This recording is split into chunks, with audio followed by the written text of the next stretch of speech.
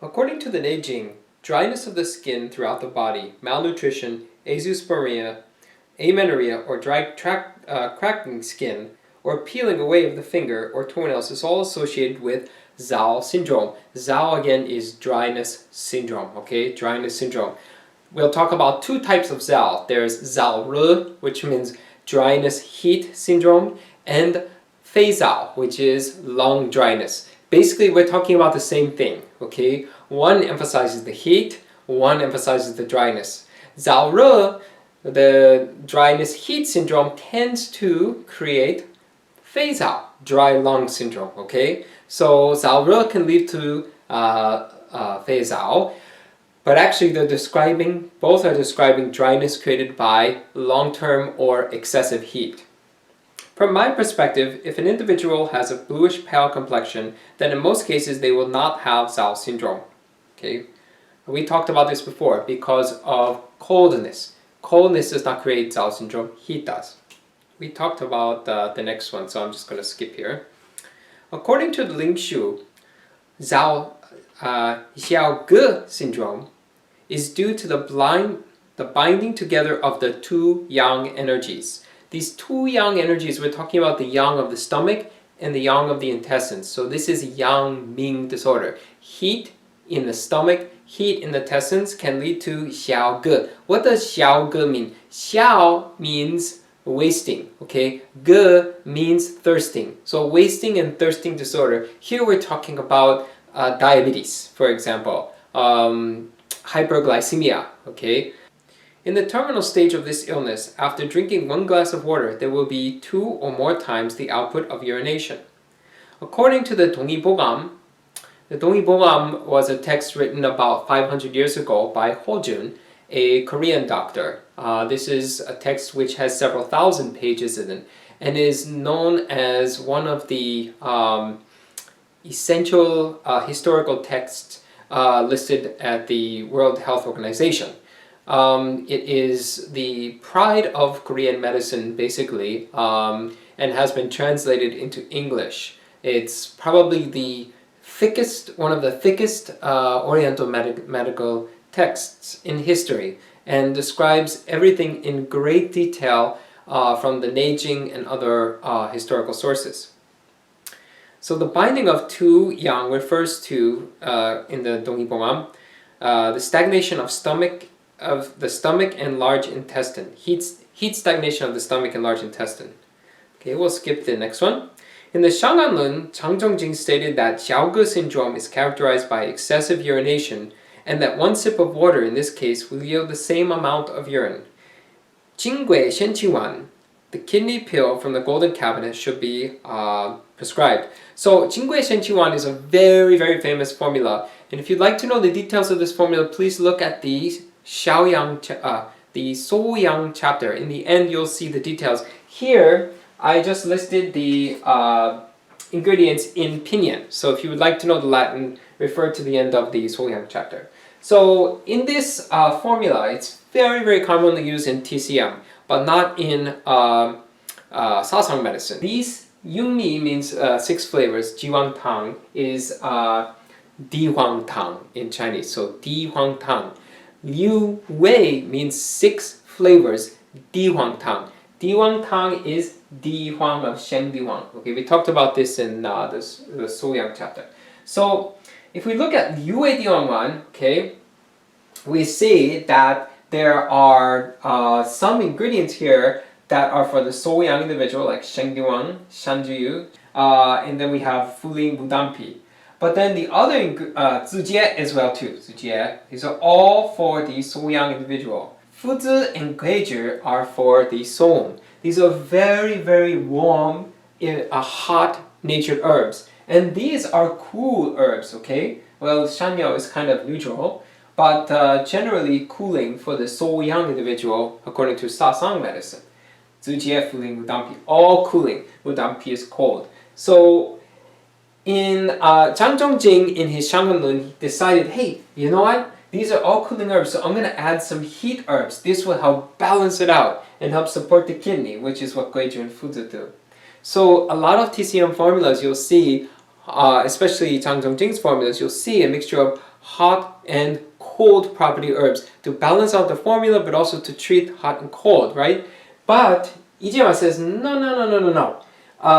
If we're working with the Soyang individual, we need all the herbs to have a cold nature, okay? Because there's so much heat that is in the Soyang individual's body. Ijima does not mix hot and cold. But in this formula, Zhang Zhongxing does. And Ijima is saying that this is what was used at one point to help with this Xiaoge diabetes syndrome, okay, in China. And it will help the Soyang individual if Fuzi and Guizhi were omitted. This would be a great formula for Soyang individuals. Xiajiao syndrome. Remember, lower wasting and thirsting syndrome, or lower body wasting and thirsting syndrome.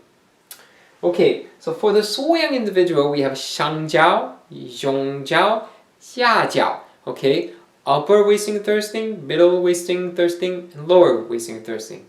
For the Taeyam individual, we have Xiao syndrome, heat-induced dryness syndrome. Okay, so this syndrome in the Taeyam's case comes from liver heat, drying up the lungs. For the Soyang's case, it is spleen and stomach heat.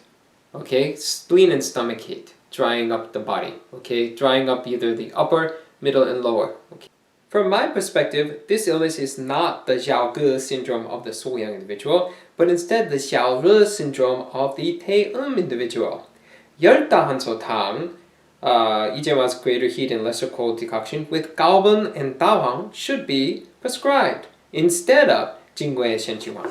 So this is the 열다한소탕 we talked about before, clearing heat. And if you add Dahang, what do we get? 정폐 사간탕. Clear the lungs, sedate the liver fire decoction. Okay, so it's 가오분, 황친, 끄근, 황친, 가오분, 라이퍼즈, 제근, 승마, 바이즈 with added dahang. Now, if there's a lot of heat, we want to use more dahang. We start with maybe 1 ton, okay, 3.75 grams of dahang. And if we feel that it's not a serious case, if it is a serious case of heat, then we want to use maybe 2 don or 3 don of dahang. I recommend that you read the footnotes here. The footnotes are really important and add some really great details about the Xiaoge and Xiaore syndromes, okay? I once treated a Taeyam individual about 15 years of age who weakened with age, suffering from Xiaore syndrome. I successfully addressed his frequent urination and hardened stools by prescribing 20 packs of 열다한소탕 with 7.5 grams of galbun and 3.75 grams of dahang, okay? And as you can see, galbun 7.5 grams are in there already. Dahang is added. 정폐 사간탕. However, 1 month thereafter, he ingested about 5 packs of medicine from another doctor and his symptoms returned. I continued with prescribing 50 to 60 more packs of the above formula, and just when his symptoms started to resolve, he passed away. I later treated an adolescent Taeyam individual with Xiaore syndrome with 300 packs of the same formula for about 1 year, but he also passed away. So Ijima is not afraid to prescribe a lot of medicine, and in some cases he will prescribe a whole year of medicine, and that's 2 packs a day, if not sometimes 3 packs a day. That is a lot of herbs, okay? Because his prescriptions are for 1 pack, 1 single pack. So a day's, if this were a day's worth of herbs, gugun would be 30 grams, okay? So 15 times 2. But still, unfortunately, this particular person did not make it. In most cases, if an individual urinates twice the amount of his or her water intake, then treatment will be challenging because diabetes or Xiaore syndrome has gotten quite a bit worse. It is absolutely necessary to start treatment as early as possible if a Taeyam individual experiences hardened stools, excessive urination, and thirst. Remember, this is a sign that Taeyam has dryness syndrome, Xiao syndrome. It's drying the stools. Why? The liver correlates with the small intestine. Liver heat will transfer over to the small intestine and dry the stools. Why thirst? Because the liver heat will rise and dry the lungs. The lungs are dry, so will there be thirst. okay? And excessive urination is heat rising, yang rising, yin sinking. That yin sinking is the excessive urination. Yin and yang are lacking communication. Despite the fact that the Zhou individual mentioned above eventually lost his life after a year of treatment, Zhou Syndrome itself is by no means incurable. As a general rule, Zhou is due to the inability to contain the fire of one's selfish desires, leading to extreme liver heat that in turn results in 肺燥 syndrome. 肺燥is lung dryness.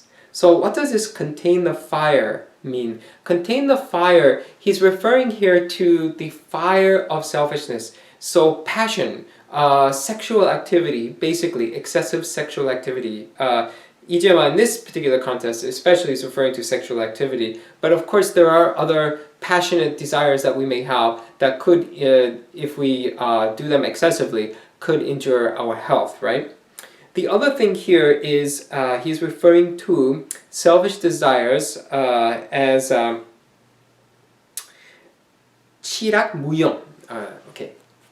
The selfishness here is translation of 치락무용.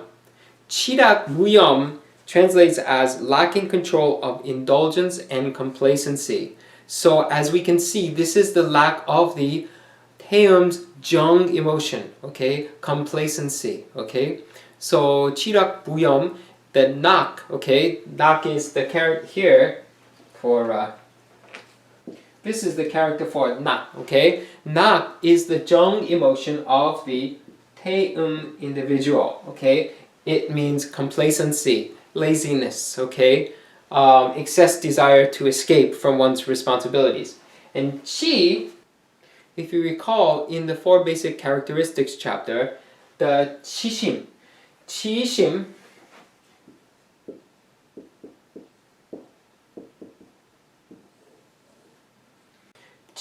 is located in the shoulders. And it is associated with the spleen group. So why does the 태음 have difficulty with 치심 if it's associated with the spleen, okay? So the 소양 has the strongest spleen, okay? The 소음 has the weakest spleen. So shouldn't the 소음 have trouble with the 치심? Well, no, because we're talking about the 정 emotion. So if you recall, as we talked about earlier, the 정 emotion is associated with nak right here, but nak is associated with what? The kidneys, right? And the opposite pole of the kidney is the spleen, okay? And the spleen is associated with the shoulders, okay? And oh, by the way, when we talk about shoulders here, we're referring to the thoracic spine as well. So the area, so we're talking about the shoulders, but basically, generally speaking, the posterior aspect of the shoulder and the thoracic spine, or the thoracic area, okay? So posterior upper body, that's what we're referring to here. So if the spleen is associated with the shoulders, and the shoulder has the energy of 치심 inside. Now remember too that the shoulder also has 위의, right? 위의 is the ability to show respect and discipline towards others, okay? So dignity, okay, dignity. So, but this is the positive side, okay? This is the positive side of the shoulders. This is the negative. 치심 is negative. What is 치심? 치심 is extravagance, okay? So what happens is we have nak, so this is the 정 emotion of the 태음, and that is associated with the kidneys. The opposite energy gets affected inside the shoulders, and 치심 comes out. So which body type is actually the most extravagant when they cannot control their emotions? It's the 태음. It's not the 소양 individual. The 소양 individual can be extravagant to some degree, but their extravagance is not material per se. It's the ability to over-exaggerate their thoughts, their ideas, their opinions, okay? But for the 태음, it's this extravagance, usually material, Okay, usually material, buying expensive cars, expensive jewelry, etc., etc. This is the 지심. So 치락 means the inability to control one's extravagance, 낙, desire to escape, to be free, to be lazy, to not have responsibility. This is what 치락 is. 무염 means the inability to control this. Okay, 무염, the inability to control this. Okay, so I would imagine that if this young man calmed his mind and refrained from sexual intercourse for 100 days while taking this medicine, how could his situation not have improved? I heard that from the start of his illness to the time of his death, there was not a single day in which his flame of desire was ever contained. There is a saying that no matter how much we try, there is no way to show enough patronage to our ancestors, yet they were rewarded day after day if we cultivate our heart and mind. Because indeed, the ancestors are invested in our ability to succeed in our life. And how do we succeed? Well, first we need to cultivate our heart and mind. And then we can carry out our ancestral path, right? According to Ijema and the idea of Confucian filial piety. It goes without question that anyone in the above situation would have improved their health if, for 100 days, they cultivated their mind, rid themselves of selfishness, and practiced kindness. And after 200 days, they would undoubtedly recover entirely from the illness. The virtue of self-cultivation influences every action we take, day after day, especially when it comes to overcoming illness. Self-cultivation, reflecting on one's activities, one's nature, one's emotions, okay? How they affect the world around us, okay? The more we reflect on that, the more we can see what our true nature really is, especially when it comes to illness. Illness is a great way to remind us just how important self-cultivation really is. Illness is there to remind us. Illness can make us stronger. The more we reflect, the more we understand why it is our body is going through this. Of course, if we can do this without getting ill, even better, right?